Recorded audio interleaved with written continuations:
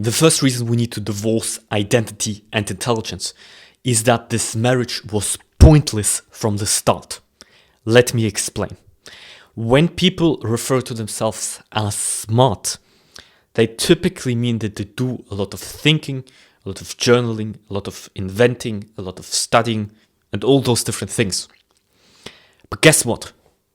You can still do those things even if you don't identify as smart.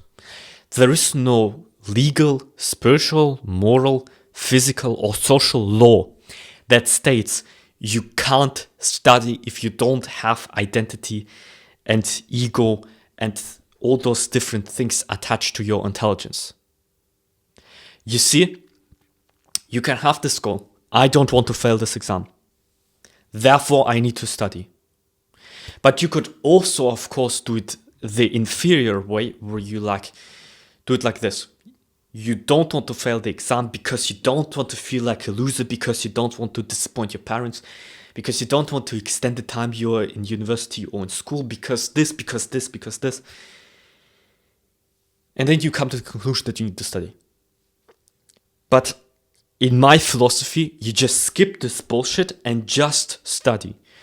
You have a goal and you pursue it. You don't get your ego, your inner narrative, and all this kind of stuff entangled in the middle, because the entanglement doesn't bring you forward. As a matter of fact, you come forward in life, the fewer mental obstacles you have. Obviously, everyone has mental obstacles, and some mental obstacles are very valid and useful. But I'd say about 99% of them are completely pointless. You can do the thing without changing the story in your head. You don't need to convince yourself that you're smart, that you want to feel smart in order to not fail the exam. You can just study. And so even if all the other arguments in this video were false, this argument alone, I would say, is sufficient to justify that we need to divorce identity and intelligence. And if you're on a bigger level, then you can divorce yourself from identity as a whole, because it's not only the case that when you don't want to fail an exam and you study, that you get your ego in the middle. It's the case with most things. And so in most things, I reject identity. Like, you can still exercise even if you don't identify as a gym bro. That's why identity is pointless. And so let's move on to the second point, the second reason why we need to divorce identity and intelligence, which is that if you want to win big in life, you have to risk being stupid. That means every scientific theory, every business, every philosophy seemed stupid at first. Yet those are the only ones that matter, because the other ones, the trivial ones, are all forgotten. And so when you have this attachment to intelligence, you are less likely to take the big risks, because the big risks make you look stupid. And so you instead cling to conventional wisdom. In this way, this attachment to your intelligence is directly contrary to enlightenment.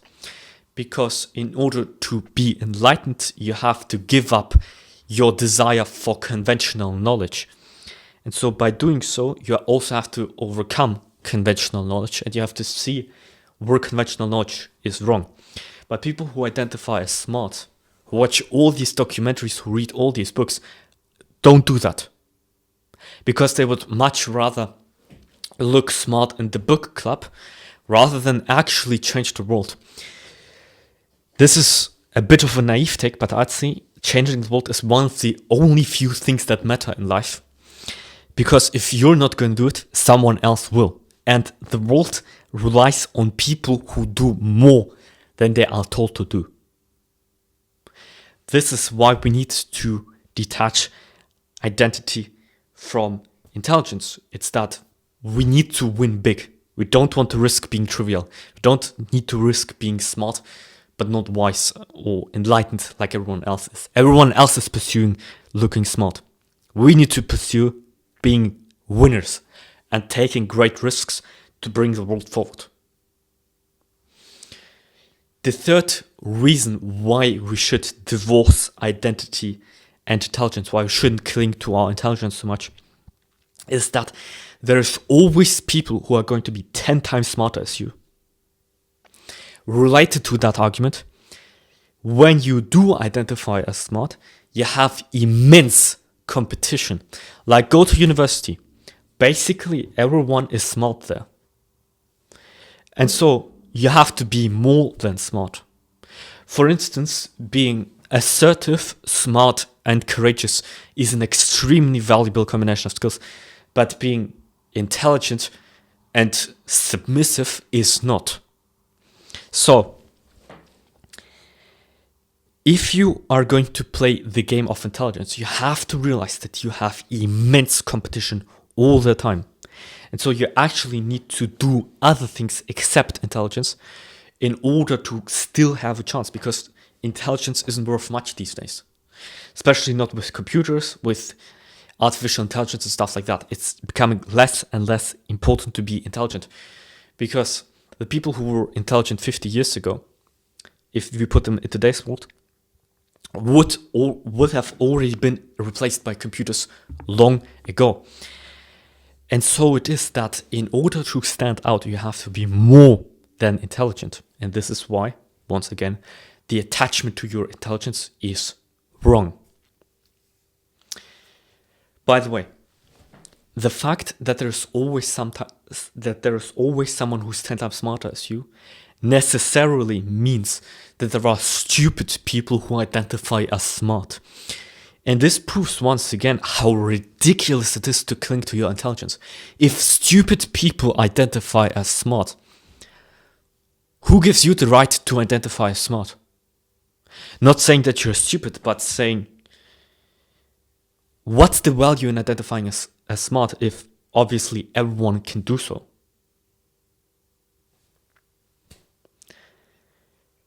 The fourth reason why it's wrong to cling to your intelligence is that if you cling to something too hard, there's this cosmic principle, you could say, more likely to lose it.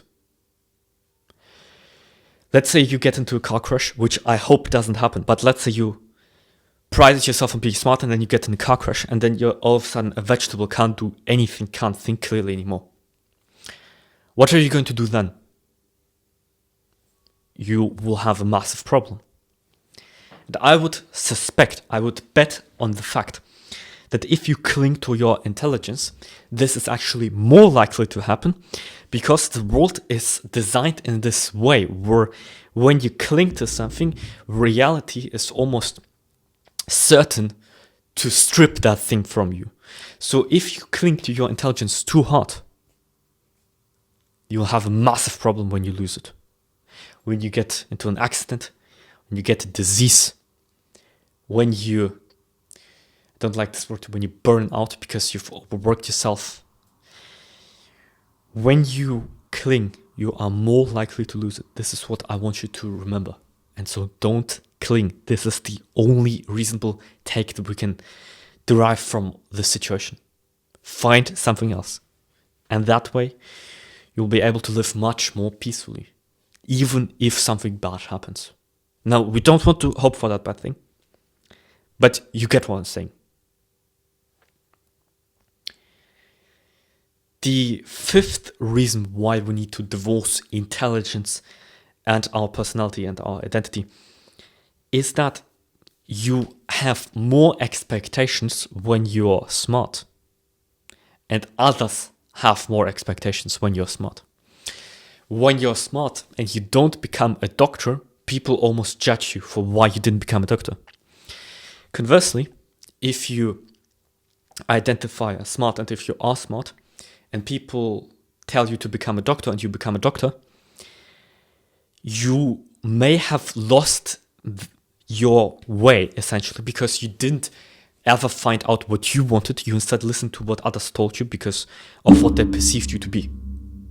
So in that sense, being smart can dig you into becoming a scientist, a doctor, or a lawyer or all these things, whilst you actually may enjoy being a personal trainer way more, but you will never find out because you have this attachment to your intelligence.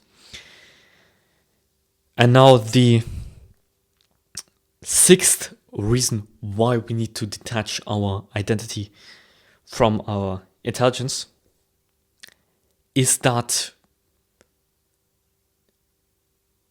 people don't like unearned intelligence. It's just as simple as that. A lot of smart people struggle from being terrible pieces of shit. They seem to know everything, whilst they actually don't know nothing at all.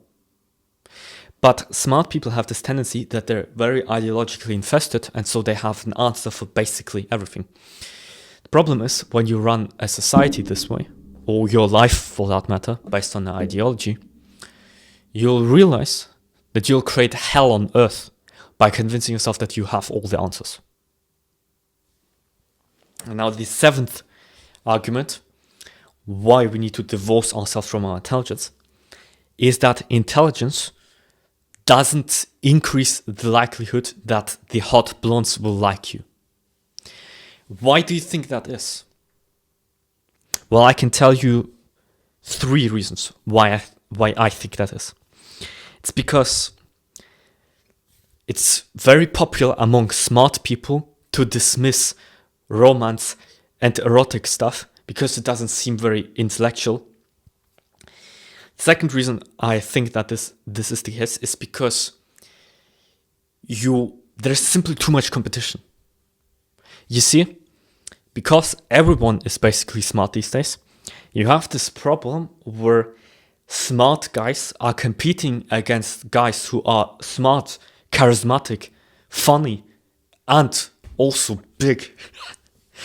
So it's just a battle you can't win with intelligence alone. That ties back to the argument, I think number 2 or 3 it was, where being intelligent isn't competitive enough. You have to be able to stand out. And now the third reason why I think that the hot blondes aren't directly attracted to intelligence is because intelligence has nothing to do with life. There's more to life than just intelligence, and this kind of summarizes this whole video. Like, you don't have all the answers. This is why intelligence isn't the solution to everything. Also, there's this concept that men are masters of the universe and women are the universe. If you convince yourself that you're a master of the universe by having this fancy ideology and this attachment to intelligence, and you're not, you're actually further away from being a master of the universe than someone who does not tell themselves these stories and have this attachment to their intelligence. And so this is why I fundamentally believe intelligence is not sexy. But you know what is sexy? People who are intelligent, muscular, charismatic, funny, tall. You get it? Intelligence is a small part of life, but the people who are intelligent make it about everything. I meant to say the people who are attached to their intelligence make it about everything. As a result, they become just very one-dimensional and unattractive. And so, for heaven's sake, stop identifying as smart, and your life will be a lot easier. My name is Kirill. My goal is to inspire 10,000 good decisions. If this video helped you, subscribe, and we'll see you in the next one.